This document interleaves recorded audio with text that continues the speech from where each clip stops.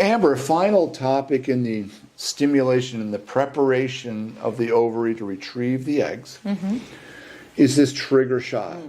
A woman ovulates normally, but the brain sends down a volley of 2 hormones. Maybe the most important is LH, something called LH. And we do the same thing. We send down a volley of LH activity. Because I liken this to growing tomatoes. One of my hobbies, Amber, is growing tomatoes. Yeah. I can't get a good tomato from the store. Yeah. There's nothing like a tomato that I grow all the way on my vine, and I pluck it and it's ready to go. Yeah, that's a good tomato. These tomatoes in the store, they pick them green, they gas them, they may look good, but it's not the quality. We want the quality. Yeah. So in order to get that final maturation and that final quality, we have to give a trigger shot. Yeah. And as you already alluded to, if a woman has lots of eggs, and we give her this last trigger to make lots of eggs, she can overstimulate and develop what's called hyperstimulation syndrome. So instead of giving the shot, which is usually something called HCG, it's cheap, it's effective, it works very well, we'll give this agonist to make the brain release. And there's all these studies showing it's as good or almost as good. In my experience, it ain't as good. And almost everybody adds a little bit of insurance HCG because they know it's not as good. Depending on, I don't care what the studies say. In my experience, it doesn't seem like we're getting as many mature eggs. So how do you walk this tightrope, Amber, between overstimulating but disappointing our patient with too few mature eggs?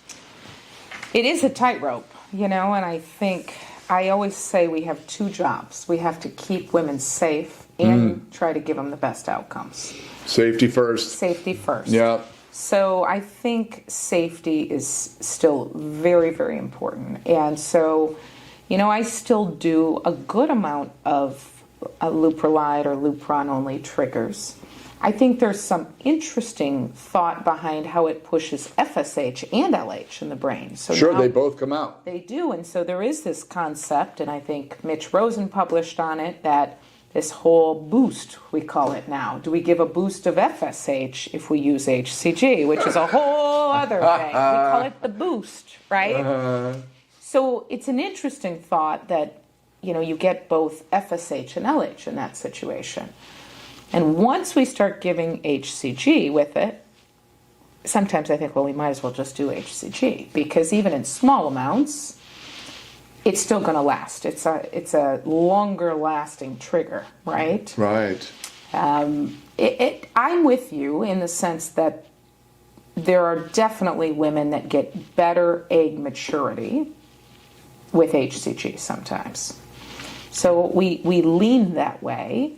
But I think safety is so important in some of these women that it's walking a fine line. It's difficult. And so I'm just going to say that there is no formula. There's no protocol. There's not. It comes down to experience. It does. I think it takes it an really experienced does. doctor like you who's done thousands of these cycles and has a feeling about Mrs. Smith versus Mrs. Jones. You can just feel some way they're going to hyperstim. I can feel it. Yeah, I think sometimes you can watch, and it's helpful to look at the images, right? And and look at how many little follicles are still there. While we want the big ones for egg maturity, how many little ones are there still predict more hyper response. You see a lot of little ones there, right? Yeah, danger, Will Robinson. Yeah, I think we also need to look at their baseline LH, because the lower that is, predicts poor response to Lupron.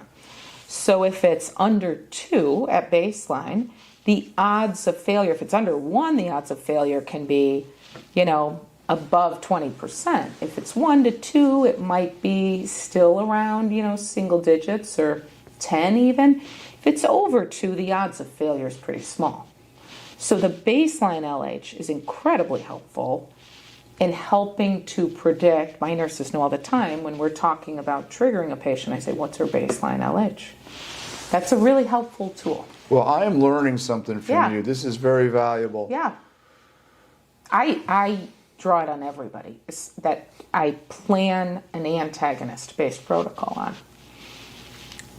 Wow, that's powerful. Yeah. Wow, I love these podcasts. Yeah, I get to learn right? too Yeah, we from learn these from each experts. other. These experts I bring in. Well, that's really exciting. Yeah. So